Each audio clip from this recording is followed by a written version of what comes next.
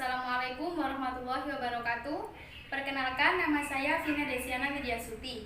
Saya mahasiswi INAIFAS, Prodi Pendidikan Agama Islam, semester 6B. Di sini saya ingin memenuhi tugas mata kuliah pembelajaran fikih yang dibimbing oleh Ibu Nur Wahidah. Dan di sini saya akan menjelaskan tentang riba. Yang pertama, pengertian riba. Yang kedua, dasar hukum riba.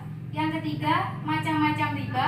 Yang keempat, sebab diharamkannya riba. Yang kelima, cara menghindari riba. Dan yang keenam, hikmah riba.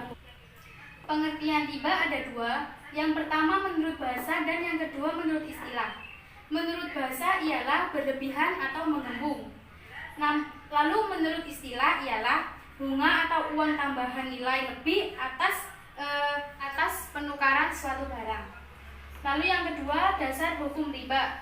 Dasar hukum ribanya ialah haram. Dan sudah dijelaskan di surat Al-Baqarah ayat 275 yang berbunyi, Bismillahirrahmanirrahim. Alladzina ya'kuluna riba'a la yaqumuna illa kama yaqumul ladzi yataqabbatuhu syaitanu minal masi. Dalika bi'annahum qalu innahal bai'u mislur riba wa ahallallahu bai'a wa harramar riba. Yang artinya, orang-orang yang memakan riba tidak dapat berdiri melainkan seperti berdirinya orang yang kemasukan setan karena gila. Yang demikian itu karena mereka berkata bahwa jual beli itu sama dengan riba, padahal Allah telah menghalalkan jual beli dan mengharamkan riba. Quran Surat Al-Baqarah ayat 275. Yang selanjutnya ialah macam-macam riba. Macam-macam riba di sini ada 4. Yang pertama, riba fadli. Yang kedua, riba qardi. Yang ketiga, riba nasihah. Dan yang keempat, riba jahiliyah. Riba fadli adalah pertukaran atau jual beli dengan kualitas yang berbeda. Contohnya seperti 3 gram gandum bersifat jelek ditukar dengan 2 gram gandum bersifat baik. Lalu yang selanjutnya riba qardi. Riba qardi adalah pinjam dengan syarat keuntungan dari orang yang meminjam atau yang berhutang. Contohnya seperti rentenir meminjamkan uang ke peminjam senilai 10 juta. Ketika pengembalian, peminjam harus mengembalikan 11 juta. Nah, yang 1 juta tersebut menjadi tidak jelas dan dapat merugikan si peminjam dan menguntungkan si rentenir itu tadi. Yang ketiga, riba nasihah. Riba nasihah adalah penangguhan waktu pembayaran yang sesama jenis barang. Contohnya bila menukar uang 100.000 dengan 1.000 ke Risma. Namun, Risma hanya memiliki 60 lembar uang 1.000-an dan yang 40 menyusul. Lalu yang selanjutnya riba jahiliyah.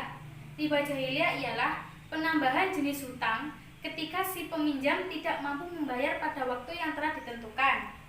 Contohnya, si fulan tidak bisa membayar hutang pada waktu yang telah ditentukan dan si rentenir itu tadi memperpanjang batas waktu yang berhutang dan menambahkan uang hutang tersebut. Lalu yang selanjutnya, cara menghindari riba. Cara menghindari riba. Yang pertama, biasakan hidup sederhana sesuai kemampuan agar tidak terbiasa mencari hutang. Yang kedua, bekerja dengan sungguh-sungguh untuk mencukupi kebutuhan hidup walau dengan bersusah payah. Yang ketiga, jika suatu saat terpaksa mencari utangan, hindarilah berhutang kepada rentenir. Dan yang keempat, jangan sekali-sekali bekerja sama dengan rentenir agar kalian semangat dari laknat Allah. Yang keenam, hikmah riba. Yang keenam, hikmah diharamkannya riba. Yang pertama, terhindar dari sikap serakah atau tamak terhadap harta yang bukan miliknya. Yang kedua, mencegah permusuhan dan menumbuhkan semangat kerjasama atau saling menolong sesama manusia. Yang ketiga, mencegah munculnya mental pemboros yang tidak mau bekerja keras dan penimbun harta di tangan satu pihak. Yang selanjutnya, menghindari dari perbuatan aniaya karena memeras kaum yang lemah.